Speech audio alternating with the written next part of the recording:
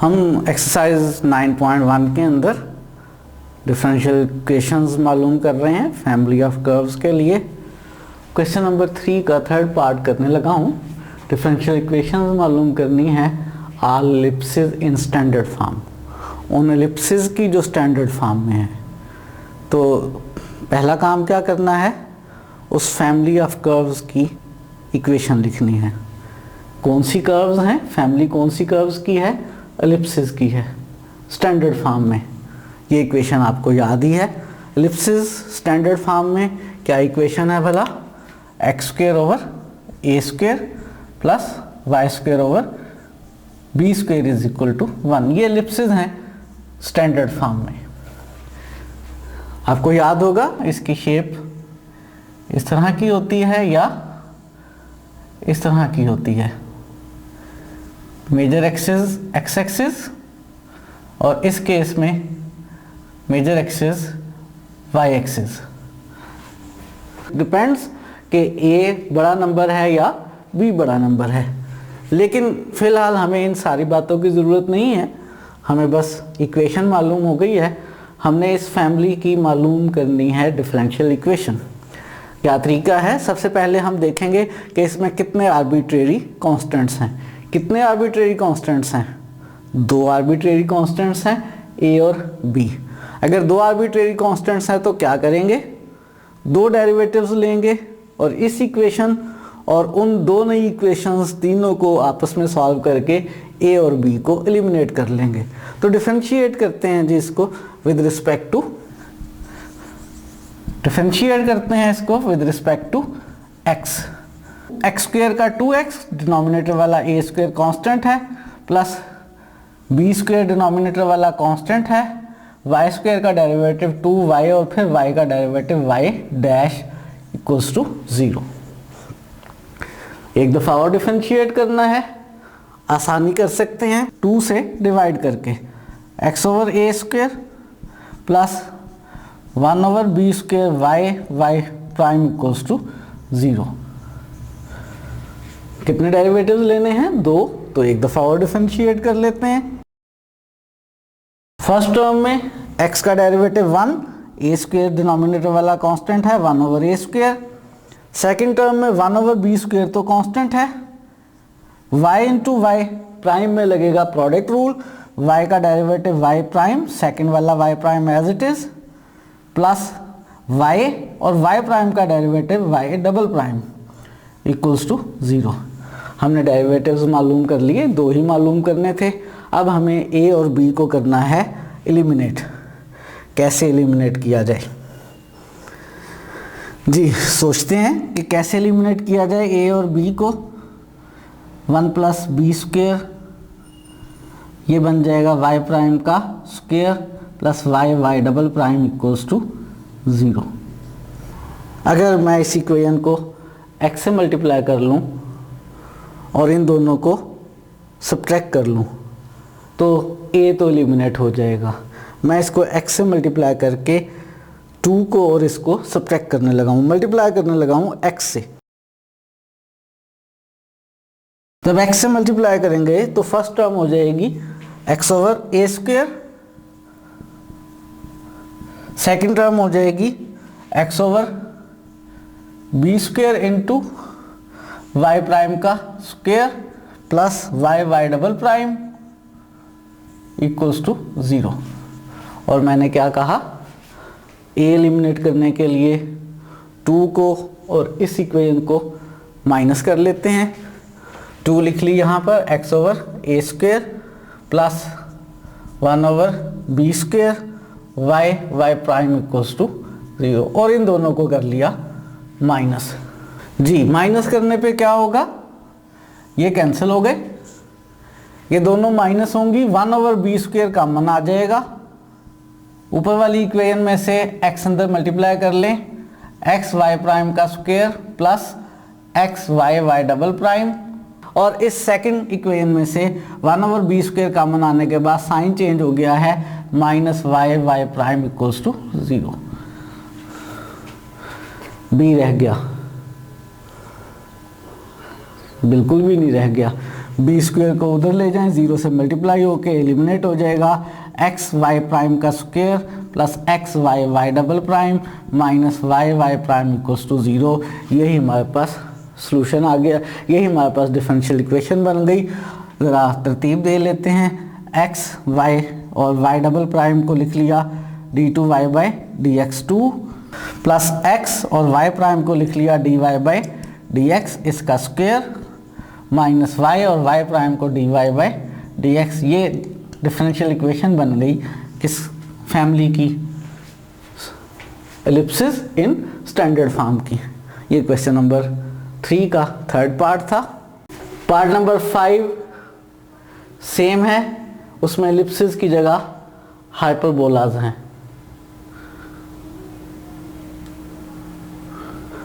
हाइपरबोलाज इन standard form क्या equation होती है, याद है? सिंपल, यहां प्लस की बजाय माइनस हो जाता है स्टैंडर्ड फॉर्म में। बाकी कैलकुलेशन सेम लाइंस पर आप खुद कर लेंगे, बस x square over a square minus y square over b square आ गया, उसकी वजह से यहाँ साइन चेंज हो जाएगा, यहाँ साइन चेंज हो जाएगा, ये सारे साइन चेंज हो जाएंगे और आप डिफरेंशियल इक्वेशन 5th पार्ट की खुद बना लेंगे। जो इसी क्वेश्चन का पार्ट नंबर 6 है, conics whose axes coincide with the axis of coordinates। उन कोनिक्स की डिफरेंशियल इक्वेशंस मालूम करनी है जिनके एक्सिस कोऑर्डिनेट एक्सिस के साथ कोइंसाइड करें। हाइपरबोला की इक्वेशंस हमने देखी हैं, कोनिक है। एलिप्स की इक्वेशन हमने देखी है, x square over a square plus y square over b square equal to 1, ये भी कोनिक है। हाइपरबोला में याद करें, इस तरह की शेप हो सकती है या हाइपरबोला की शेप कुछ इस तरह की हो सकती है। एलिप्स के अंदर 2 एक्सिस होते हैं, मेजर एक्सिस और माइनर एक्सिस। हाइपरबोला में 2 एक्सिस होते हैं, कॉन्जुगेट एक्सिस और ट्रांसवर्स एक्सिस। एक और कोनिक आपने पढ़ी हुई है generally, y square is equal to 4ax, जिसको पैराबोला कहते हैं। पैराबोला में इस तरह की शेप होती है और पैराबोला के अंदर एक एक्सिस होता है। पैराबोला स्टैंडर्ड फॉर्म में 4 डिफरेंट टाइप्स के हो सकते हैं। इसके अलावा भी कोनिक्स होती हैं, सर्कल भी एक कोनिक होती है, पेयर ऑफ लाइंस भी कोनिक होती है। लेकिन जनरली जब हम कोनिक की बात करते हैं तो हमारी मुराद 3 कोनिक्स ही होती हैं, एलिप्स, पैराबोला और हाइपरबोला। सर्कल जो है उसको हम बिल्कुल सेपरेटली स्टडी कर लेते हैं, पेयर ऑफ लाइंस को भी सेपरेटली स्टडी कर लेते हैं, और ये तीनों कोनिक्स जो हैं इकट्ठी कॉमनली स्टडी हो जाती हैं। इनकी प्रॉपर्टीज भी समटाइम्स एक जैसी होती हैं, लेकिन एलिप्स में और हाइपरबोला में 2 एक्सिस होते हैं और पैराबोला में एक एक्सिस होता है, एक्सिस ऑफ पैराबोला जिसको आप कहते हैं। और यहाँ पे हमने उन कोनिक्स की बात करनी है जिनमें एक्सिस हों, प्लूरल है, यानी 2 एक्सिस हों। अब वो 2 कोनिक्स हो सकती हैं इस तरह की, हाइपरबोला या एलिप्स, लेकिन हमने लिखनी है एक इक्वेशन, ऐसी इक्वेशन लिखनी है अब जो इन दोनों कोनिक्स को रिप्रेजेंट करे। फर्क क्या होता है, हाइपरबोला में यहाँ माइनस, एलिप्स में यहाँ प्लस। ए और बी क्योंकि स्क्वायर्स की फॉर्म में होते हैं, ये इसका साइन कभी चेंज ही नहीं कर सकते। एक्स बी और वाई भी स्क्वायर्स की फॉर्म में है, ये भी साइन चेंज नहीं कर सकते। अगर हम ऐसा करें कि हम इसको लिख लें x square over a plus y square over b is equal to 1। अब ये जो कोनिक है ये कोनिक ही है, क्योंकि इसमें ए का स्क्वायर बी का स्क्वायर नहीं है, लेकिन जब ए और बी की जगह कोई नंबर आएंगे तो स्क्वायर भी लिख सकेंगे उसका। अब ए और बी पॉजिटिव हो जाएंगे तो ये एलिप्स बन जाएगी, एक पॉजिटिव और एक नेगेटिव हो गया तो ये हाइपरबोला बन जाएगा। यानी ये वाली इक्वेशन दोनों कोनिक्स को रिप्रेजेंट कर सकती है, उन दोनों कोनिक्स को रिप्रेजेंट कर सकती हैं जिनमें कोऑर्डिनेट एक्सिस हैं, यानी हाइपरबोला को भी और एलिप्स को भी। मैंने फैमिली ऑफ कर्व्स की इक्वेशन लिख दी है, इसकी डिफरेंशियल इक्वेशन आप खुद बना लेंगे, उसी तरह से बिल्कुल बन जाएगी जैसे एलिप्स की बनी थी। सॉल्यूशन भी सेम आ जाएगा जो एलिप्स के लिए आया था। जब सोल्यूशन सेम आ जाएगा तो हो सकता है आपके जहन में एक क्वेश्चन पैदा हो, और वो क्वेश्चन ये, एलिप्स की डिफरेंशियल इक्वेशन और उस कोनिक की डिफरेंशियल इक्वेशन जो एलिप्स और हाइपरबोला को रिप्रेजेंट कर रही है सेम है। तो डिफरेंशियल इक्वेशन से कैसे पता चलेगा हमें, डिफरेंशियल इक्वेशन को देखकर हमें कैसे पता चलेगा कि ये डिफरेंशियल इक्वेशन एलिप्स की है या उन कोनिक्स की है जो एलिप्स भी हो सकती है और हाइपरबोला भी हो सकती है। डिफरेंशियल इक्वेशन से हमने मालूम करना हो कि वो किस फैमिली की इक्वेशन है, तो हमें डिफरेंशियल इक्वेशन को सॉल्व करना पड़ता है। वो सॉल्यूशन हम सीखेंगे नेक्स्ट एक्सरसाइजेस के अंदर, और तब हमें क्लियर हो जाएगा कि जो डिफरेंशियल इक्वेशंस एक ही हमने बनाई है वो एक डिफरेंशियल इक्वेशन एलिप्सिस को भी रिप्रेजेंट कर सकती है, वो हाइपरबोलास को भी रिप्रेजेंट कर सकती है। किस पर डिपेंड करेगा भला? ए और बी पे। जब हम उसको सॉल्व करेंगे और आर्बिट्रेरी कांस्टेंट्स आएंगे, वो आर्बिट्रेरी कांस्टेंट्स आ जाएंगे और वो डिसाइड कर देंगे कि वो कोनिक एलिप्स है या हाइपरबोला है। डिफरेंशियल इक्वेशन एलिप्सिस की भी वही है, डिफरेंशियल इक्वेशन उस कोनिक की भी वही है जो एलिप्सिस और हाइपरबोलास दोनों को रिप्रेजेंट कर रही है। अगर हमें कोनिक ना दी हो, डिफरेंशियल इक्वेशन दी हो और हम सॉल्व करके डिसाइड करना चाहें कि ये किस फैमिली की डिफरेंशियल इक्वेशन है, तो जब हम सॉल्व कर लेंगे उसमें आर्बिट्रेरी कांस्टेंट्स आ जाएंगे, वो फिर हमें फाइनली डिसाइड करके देंगे कि वो कौन सी कोनिक को रिप्रेजेंट कर रहे हैं। बहरहाल इस क्वेश्चन में फ़िलहाल बस इतना ही कि हमने लिख ली है इक्वेशन। अब आपने इसको क्या करना है, डिफरेंशियल इक्वेशंस मालूम करनी है सेम पार्ट नंबर 3 की तरह से, और सॉल्यूशन भी सेम आ जाएगा। क्वेश्चन 3 का पार्ट नंबर 1 है, डिफरेंशियल इक्वेशन मालूम करनी है ऑल सर्कल्स ऑफ रेडियस ए की। सबसे पहले हमने फैमिली ऑफ कर्व्स की इक्वेशन लिखनी है, फिर उसकी डिफरेंशियल इक्वेशन मालूम करनी है। फैमिली ऑफ कर्व्स क्या हैं? सर्कल्स हैं, और वो सर्कल्स हैं जिनका रेडियस ए है। आपके पास सर्कल्स की दो इक्वेशन हैं, हमने प्रीवियस लेक्चर में देखा था, x square plus y square plus 2gx plus 2fy plus c equals to 0 और x माइनस h का square plus y minus k का square is equal to r का स्क्वायर। अब पहला काम तो ये डिसाइड करना है कि हम इन दो इक्वेशंस में से किस इक्वेशन को इस फैमिली के लिए लें। जो पहली इक्वेशन लिखी हुई है इसमें सेंटर जो है वो -g और -f है, जबकि रेडियस जो है वो g square plus f square minus c का स्क्वायर रूट है। और इस इक्वेशन में सेंटर h और k है और रेडियस जो है वो r है, या कह लें r का मॉडुलस है।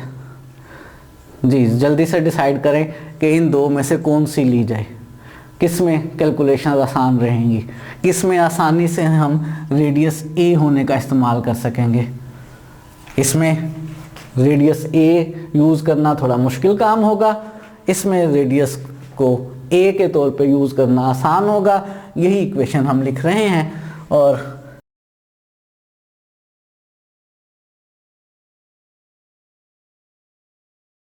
वो सारे सर्कल्स जिनका रेडियस ए है उन सारे सर्कल्स की इक्वेशन x माइनस एच का square plus y minus k square is equal to a square. ये हमारे पास उस फैमिली की इक्वेशन आ गई। दूसरा मरहला है, जब इक्वेशन अब हमारे पास मौजूद है तो हमने डिसाइड करना है कितने आर्बिट्रेरी कांस्टेंट्स हैं। जी कितने आर्बिट्रेरी कांस्टेंट्स है? h, k और a? बिल्कुल नहीं, h और k आर्बिट्रेरी कांस्टेंट्स है। इस दफ़ा a आर्बिट्रेरी कांस्टेंट नहीं है, उसने फिक्स कर दिया हुआ है कि सर्कल्स का रेडियस आपने a ही रखना है, इस रेडियस a को चेंज नहीं करना है। ऐसे समझ लें जैसे उसने कह दिया है सर्कल्स ऑफ रेडियस 2, यानी रेडियस चेंज नहीं कर सकते, उसने फिक्स कर दिया है रेडियस a है तो a ही रखना है। सिर्फ दो आर्बिट्रेरी कांस्टेंट्स हैं, कौन कौन से?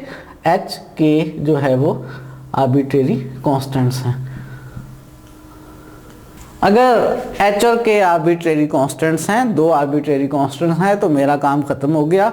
इस क्वेश्चन को आप खुद सॉल्व करेंगे। दो आर्बिट्रेरी कांस्टेंट्स हैं तो कितनी दफ़ा डिफरेंशिएट करेंगे? 2 दफ़ा डिफरेंशिएट करेंगे। इस इक्वेशन और उन दोनों इक्वेशंस को साइमल्टेनियसली सॉल्व करके एच और के को एलिमिनेट कर लेंगे तो डिफरेंशियल इक्वेशन बन जाएगी। अभी हमने सॉल्व किया है, हमने इलिप्सिस की डिफरेंशियल इक्वेशन निकाली, आंसर ये आया। हमने उन कोनिक्स की डिफरेंशियल इक्वेशन निकाली जो इलिप्स और हाइपरबोला दोनों को रिप्रेजेंट कर रही थी, तो भी आंसर यही आया। तो कैसे डिसाइड होगा जब डिफरेंशियल इक्वेशन हमें गिवन होगी और हम उसको सॉल्व करेंगे, तो कैसे डिसाइड होगा कि ये डिफरेंशियल इक्वेशन कौन सी फैमिली को रिप्रेजेंट कर रही है?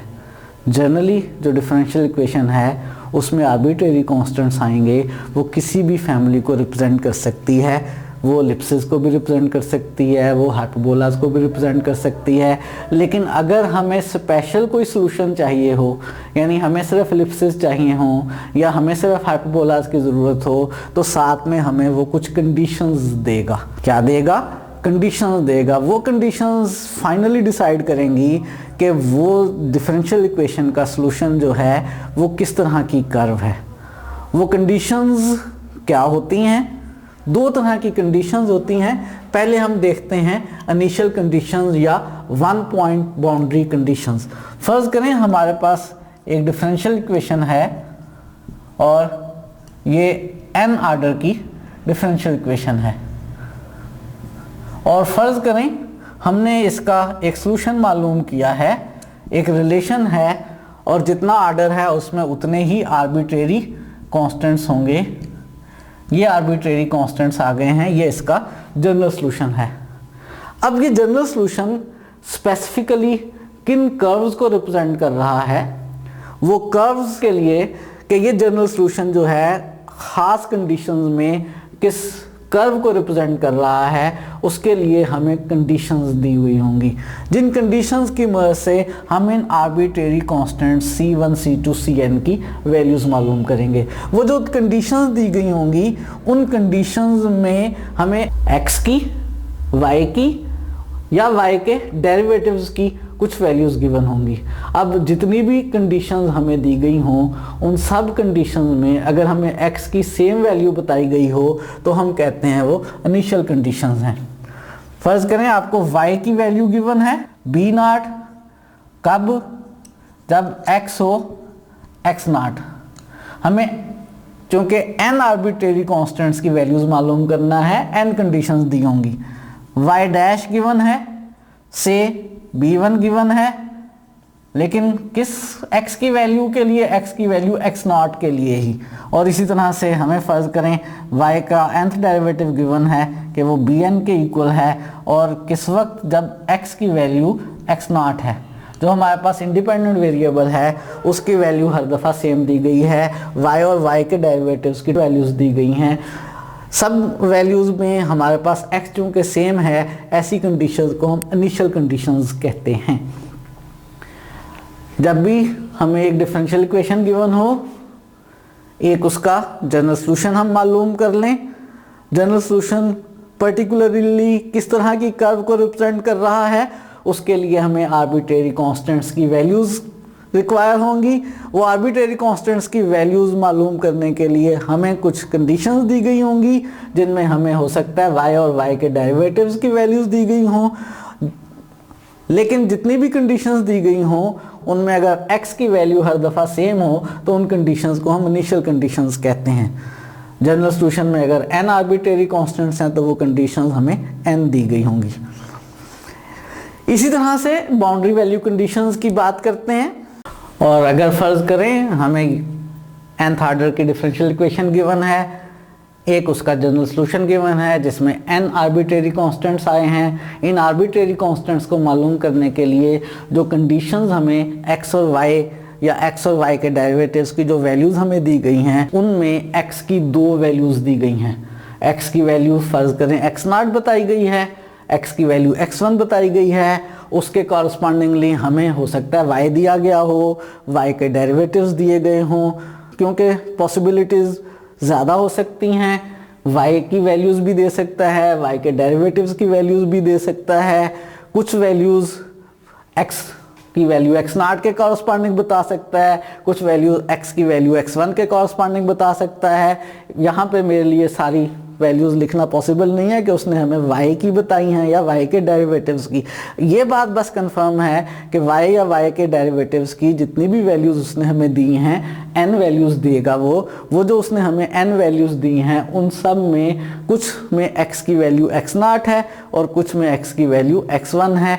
x की दो वैल्यूज़ के लिए अगर उसने हमें कंडीशंस बताई हैं तो उन कंडीशंस को हम बाउंड्री कंडीशंस कहते हैं और ओवरऑल उस प्रॉब्लम को हम बाउंड्री वैल्यू प्रॉब्लम या 2 पॉइंट प्रॉब्लम कहते हैं। और इस तरह की प्रॉब्लम को जिसमें y या y के डेरिवेटिव्स की वैल्यू x की एक वैल्यू के लिए दी गई हों, इनिशियल वैल्यू प्रॉब्लम कहते हैं। हम कुछ क्वेश्चंस सॉल्व करते हैं जिनके अंदर हम इन इनिशियल और बाउंड्री कंडीशंस का यूज करेंगे। इनिशियल वैल्यू प्रॉब्लम एक सॉल्व करने लगे हैं। एक्सरसाइज 9.1 के क्वेश्चन 4 का थर्ड पार्ट है। ये डिफरेंशियल इक्वेशन गिवन है, ये इसका जनरल सॉल्यूशन है और ये कंडीशंस गिवन है। इनिशियल वैल्यू प्रॉब्लम को सॉल्व करने का मतलब ये है कि आपने इस जनरल सॉल्यूशन में a और b की स्पेसिफिक वैल्यूज मालूम करनी है, पर्टिकुलर सॉल्यूशन मालूम करना है और उसके लिए हमें ये कंडीशंस दी गई हैं। ये जो कंडीशंस में ब्रैकेट के अंदर लिखी हुई है ये x की वैल्यू है। पहली कंडीशन में x 0 है और y -2 है। दूसरी कंडीशन में x 0 है और y का डेरिवेटिव 6 है। दोनों कंडीशंस में x की वैल्यू सेम है, इसलिए हम कह रहे हैं ये कौन सी प्रॉब्लम है, इनिशियल वैल्यू प्रॉब्लम है। और हमने मालूम करनी है a और b की वैल्यूज़, इस प्रॉब्लम को सॉल्व करना है, इसका पर्टिकुलर सॉल्यूशन मालूम करना है। कैसे मालूम किया करेंगे? मेथड ये होगा कि इन कंडीशंस को इस इक्वेशन में पुट करेंगे, नई इक्वेशंस बनाएंगे और उनको सॉल्व करके आर्बिट्रेरी कांस्टेंट्स मालूम कर लेंगे। पहली कंडीशन है x 0 और y -2, ये यहाँ 1 में पुट कर लेते हैं। y की जगह -2 और x की जगह 0, a e की पावर 0 प्लस b और यहाँ पे 0 लिखने से e की पावर 0, e 0 1 तो a plus b is equal to -2। ये हमने एक कंडीशन का यूज़ कर लिया। जो दूसरी कंडीशन है उसमें हमें एक x की वैल्यू मालूम है और एक y के डेरिवेटिव की, लेकिन y का डेरिवेटिव हमारे पास मौजूद नहीं है। कहाँ से बना सकते हैं? क्या y से y का डेरिवेटिव बन सकता है? ये y है, बिल्कुल, यहाँ से डेरिवेटिव बना लेते हैं और उसमें दूसरी कंडीशन यूज कर लेते हैं। डिफरेंशिएट करने लगे हैं इक्वेशन 1 को, तो y का derivative y dash, a constant e की 4x का डेरिवेटिव e 4x और फिर पावर 4x का डेरिवेटिव लिया तो वो 4 आ गया, प्लस b e का डेरिवेटिव सेम e -3x और फिर पावर -3x का डेरिवेटिव -3 आ गया। और इसमें हम सेकंड कंडीशन पुट कर लेते हैं। सेकंड कंडीशन में क्या गिवन है? हमें गिवन है कि x की वैल्यू कितनी गिवन है? 0 और y के डेरिवेटिव की वैल्यू हमें 6 गिवन है। y के डेरिवेटिव की जगह यहाँ 6 और x की जगह 0 लिखा, e 0 1 हो गया, ये 4a आ गया, ये -3b और e की पावर 0 1 हो गया। ये हमारे पास सेकंड इक्वेशन बन गई, 4a -3b is equal to 6। ये जो मेरे पास अब दो इक्वेशंस बन गई हैं, a plus b is equal to -2 और 4a -3b is equal to 6, इनको सॉल्व करते हैं, a और b मालूम कर लेते हैं। जी कैसे सॉल्व करें? मैं इक्वेशन 2 को 3 से मल्टीप्लाई करने लगा हूँ। इक्वेशन 2 को 3 से मल्टीप्लाई किया, 3a प्लस 3b -3 2 6 और साथ में इक्वेशन 3 लिख लेते हैं, 4a -3b is equal to 6। इन दोनों को ऐड कर लें, 7a इज इक्वल टू 0 और a की वैल्यू 0 आ गई। a के साथ अब हमें मालूम करना है b। इस a की वैल्यू को फॉर एग्जांपल 2 में पुट कर लें,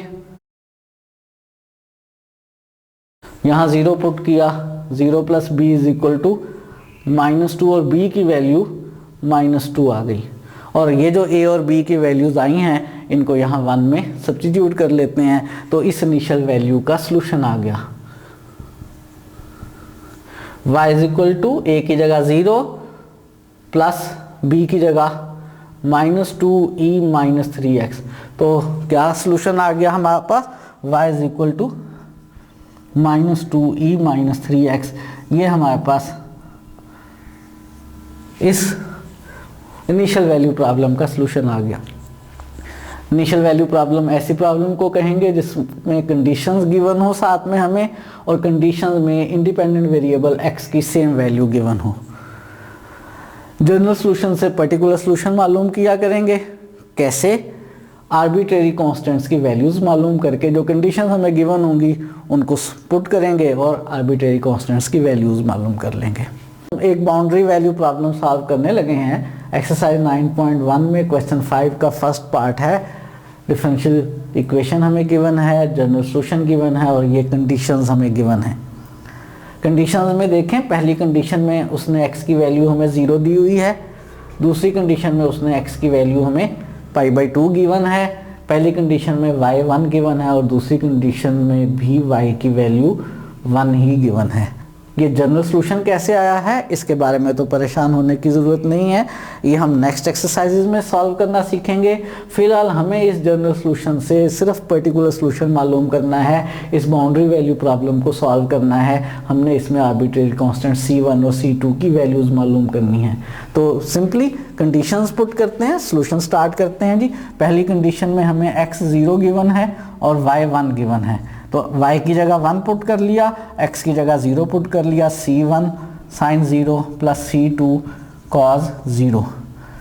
sin 0 की वैल्यू 0 होती है, cos 0 की वैल्यू 1 होती है, तो C2 का आंसर 1 आ गया। दूसरी कंडीशन यूज करते हैं।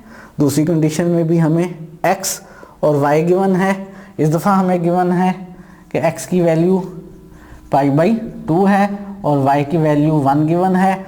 y की जगह 1, x की जगह π/2, C1 sin π/2 plus C2 cos π/2। sin π/2 की वैल्यू 1 और cos π/2 की वैल्यू 0 और C1 का आंसर हमारे पास 1 आ गया। C1 और C2 के आंसर हमने मालूम कर लिए। ये C2 और ये C1 का आंसर 1 में पुट कर लेते हैं, तो हमारे पास बाउंड्री वैल्यू प्रॉब्लम का सलूशन आ गया, पर्टिकुलर सलूशन आ गया। C1 की वैल्यू 1, तो 1 sin x प्लस C2 की वैल्यू भी 1 और cos x, यानी हमारे पास सलूशन आ गया sin x plus cos x। तो हमने सीखा है इनिशियल वैल्यू प्रॉब्लम क्या होती है, बाउंड्री वैल्यू प्रॉब्लम क्या होती है, और इनिशियल वैल्यू प्रॉब्लम और बाउंड्री वैल्यू प्रॉब्लम को सॉल्व कैसे करते हैं, जनरल सॉल्यूशन में मौजूद आर्बिट्रेरी कांस्टेंट्स की वैल्यूज़ कैसे मालूम की जाती हैं। नेक्स्ट लेक्चर्स में हम सीखेंगे कि डिफरेंशियल इक्वेशंस को सॉल्व कैसे किया जाता है।